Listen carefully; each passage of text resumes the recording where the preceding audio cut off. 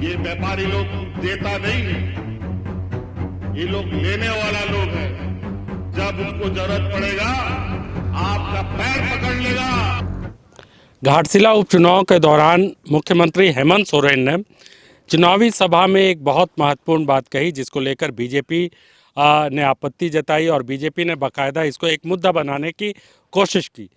हेमंत सोरेन ने कहा कि अगर झारखंड के लोगों के पास सत्ता नहीं रहेगी, उनके झारखंडी लोग अगर सत्ता से बेदखल हो जाएंगे, या बाहरी लोग के बारे में उन्होंने कहा, खास तौर से व्यापारियों के बारे में, कि व्यापारी आएंगे और सब कुछ लूट कर ले जाएंगे। तो ये जो लाइन हेमंत सोरेन ने कही, बीजेपी को ने इसे मुद्दा बनाया और बीजेपी ने कहा कि व्यापारियों का हेमंत सोरेन ने अपमान किया है। लेकिन क्या वाकई में हेमंत सोरेन ने व्यापारियों का अपमान किया, या इसके पीछे कहानी कुछ और है? बहुत सारे लोग जो दर्शक है, जो इतिहास समझते हैं या जानते हैं, उनके लिए झारखंड के इतिहास को समझना और झारखंड में व्यापारियों का आना और व्यापारियों या कारोबारियों या ठेकेदारों ने जिन्होंने झारखंड में बहुत ज़्यादा शोषण किया, उसकी कहानी उनसे छिपी नहीं है। तो हेमंत सोरेन ने जो बातें कही वो झारखंड के चाईबासा, जमशेदपुर और खूंटी, ये 3-4 जिलों में बहुत प्रचलित है। आदिवासी समाज का बच्चा आदिवासी तमाम लोग ये कहानी जानते हैं कि व्यापारी का मतलब क्या होता है, व्यापारी किस तरीके से आते हैं।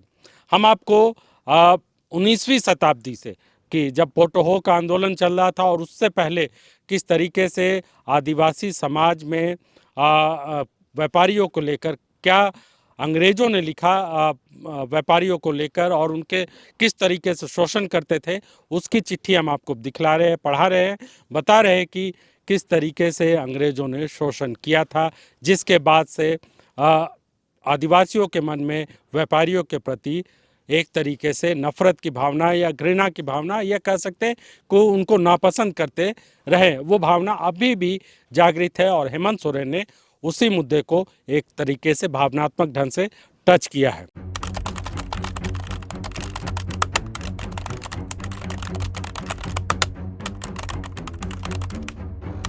मैंने सोनपुर परगना के बिरजू बनिया से एक जोड़ी पुरानी भैंस उधार में ली थी। यह आदमी अपने साथ 6 लोग लेकर मेरे साथ आया और मुझसे 6 गायें व उनके बछड़े तथा 4 भैंस ले गया। उसने मुझे और मेरे भाई सिहराई दोनों को पकड़कर अपने घर ले जाकर बंद कर दिया। हम भागने में सफल रहे, पर हमारे मवेशी वापस नहीं मिले। मैंने बनिया के व्यवहार की शिकायत बंदगांव के राजा कुमकेरा सिंह से की। उन्होंने मेरी बात सुनी और सुरक्षा के लिए मुझे 385 लोग दिए, जिनके साथ मैं सुरगांव गया। पर वहां बनिया न मिलने पर हमने 2 लोगों को और एक जोड़ी बैल पकड़ लिए और उन्हें राजा के पास ले आए। इस कारण सुरगांव के एक निवासी सिंह ने मेरे खिलाफ शेरघाटी में शिकायत कर दी। बाद में चक्रधरपुर का मुंशी और जमादार जो बंदगांव आए थे, उन्होंने मेरे भाई सिहराय और मुझे और बहादुर को गिरफ्तार कर लिया। मैंने उनसे विनती की, यदि हमें शेरघाटी के आदेश के अनुसार बंद किया गया है तो हमें वहीं भेज दिया जाए। यह कहकर वे कह रहे थे कि 100 रुपये देने पर जवाब देंगे। 15 दिनों तक काठ के अंदर बंद रखने के बाद हम भाग निकले। हमारी भागने की बात फैलते ही मुंशी और जमादार ने मेरी 2 पत्नियों को उठा लिया। बड़ी गर्भवती को छोड़ दिया, पर जो दूसरी युवती थी उसे मुंशी और उसके 2 मुस्लिम चपरासियों ने दुष्कर्म किया। सुरगांव का सिंह ने बलपूर्वक मेरी 2 बहनों को भी अपने पास रख लिया। इसी वर्ष दशहरा पर सिहराय बहादुर, मैं और सुई मुंडा पोड़ाहाट के राजा अचेत सिंह से मिले और राजा को बताया कि मुंशी ने अपने ससुर से मिलकर मेरी पत्नी का मान अपमान किया है तथा सिंह ने बलपूर्वक मेरी बहनों को उठा लिया है। हमने अपनी शिकायत बताकर लौटे।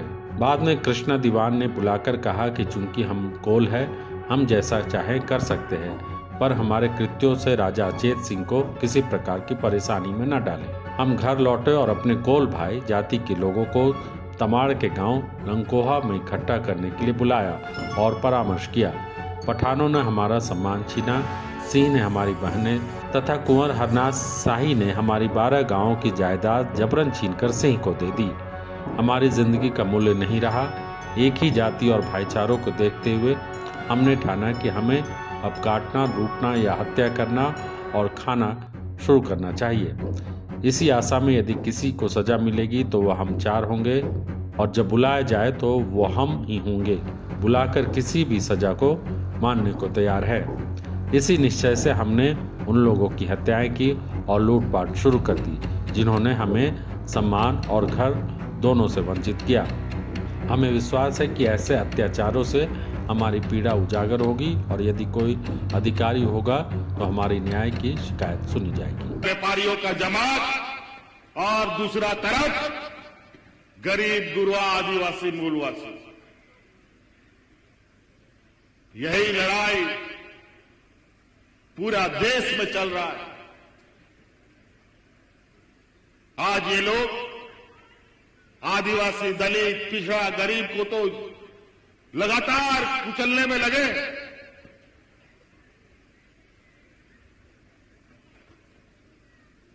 ये व्यापारी लोग देता नहीं है, ये लोग लेने वाला लोग है।